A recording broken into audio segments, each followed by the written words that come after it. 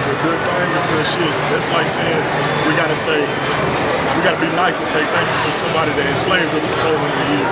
You don't see no Jews telling no Nazis thank you. We gotta tell them thank you and shake their hands and be happy with each other. And even though the way they still treated us back then, if you see in movies and segregation and everything. I got you.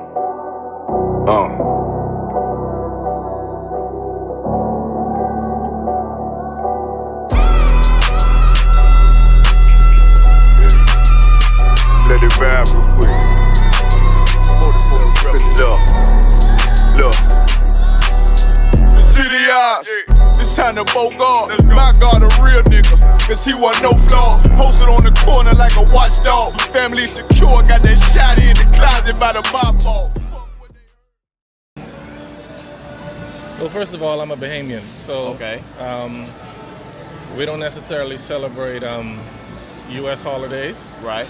We have our own list of holidays, so I don't really have an input to say really how I feel about MLK Day. MLK Day. Okay, my next question would be is, well, what you do know about the MLK movement, do you feel like that has helped black people in America? I think the civil rights movement has helped. I think most recently there has been more of an effort to downgrade the civil rights movement of the past. Yes, sir. In place of something else now, and I'm not sure. It's almost as if persons would like to insist that you're worse off today than you were back then, Right. and I'm not sure if that's so. Okay. And then my final question would be is, with all the problems that plague black people, what do you think solutions should be? Gee, that's a good question. I don't know if there is a solution that can be legislated or mandated, or I think to begin with, black people need to start basically taking care of their own business, taking care of their own families, taking care of their own children and so forth, and teaching those children and teaching the next generation not to fall into some of the pitfalls that they're falling into now. Yes, sir. All right, thank you for your time, sir. I appreciate you. All right. I got you. Have a good day. The first question is, how do you feel about gentrification going on in our neighborhoods? I can't stand it. It's taking up our neighborhood. All they go somewhere else, and build them they houses or whatever. Go to the rich neighborhoods, and that's where I think it should go. Okay.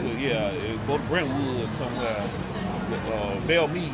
Don't need to come to the poor neighborhoods. Right. Yeah, run us out. Yeah, going up at it's probably over there in I'm sure in in Bell Mead or Brentwood, one of the rich places. Okay.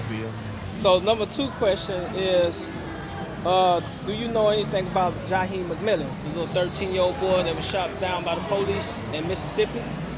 I never heard of that one. Okay, so a while, I think it was like 2 months ago. 13-year-old boy got shot down. 13-year-old boy got shot in his head by a police officer at a Family Dollar in Mississippi. I forgot the city. But so what do you think about the police not getting arrested for his murder? That's crazy. They get away when black person, they get away with murder. That's not right. That is definitely not right. You just shoot a kid. That's a kid, 13 years old. Yeah. They better not shoot this one, right? This about 6. She's 16. Don't bother this one. Right. People go off. All right. Now number 3 is, what do you think about the fentanyl outbreak that's going on in the black neighborhoods? Fentanyl. Yeah. Talking about drugs. Oh. Yeah, I was telling this about, hey, you gotta watch out. People that can kill you. That's a drug that can kill you. That's why you don't need to be buying drugs off people on the streets and stuff, because you never know what they put in it. Yeah. Sometimes they put that in it and it kills people. Yeah. So what do you think would be a solution to deal with that deal with those type of situations? I'm not sure. I wish I knew. All I can do is tell people, hey, just don't even fool with it. Just don't even fool with drugs, buying drugs off the street. I know there are a lot of cannabis places out here. I just say just don't even fool with it. That's all I can tell. All right, man. That's it, man. I appreciate it, man. Thanks, sir. All right. Appreciate it. All right, so the question I wanted to ask you, are you familiar with Nick Cannon's situation in the news with Mariah Carey right now? No, what's going on? Okay, so apparently Nick Cannon's wife, Mariah Carey, he has 2 kids with her, and he has like 10 other kids right now with about 6 or 7 different women, right? Now, he's a good father to his kids, takes care of his children from what the news is, what people say. But apparently Nick Cannon doesn't spend enough time with his children, so Mariah Carey is saying that so she can get full custody of both the twins. How do you think, do you feel like a man should be able to still be there for his children even though he has other children and other families? Absolutely. Men are very important in the household, and there has been a divide for quite some time. I'd say at least the past 4 or 5 decades. Right. There's been a divide of the black man in the black house. Right. And it's unnecessary.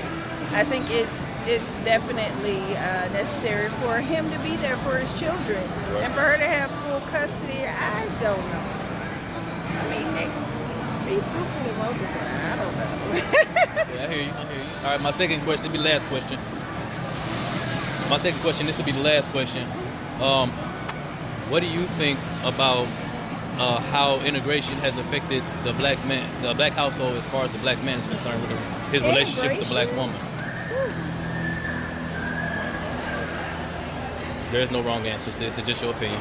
I've got to think about that one because I don't know if integration has affected the black man in the household. I think it's kind of been more of a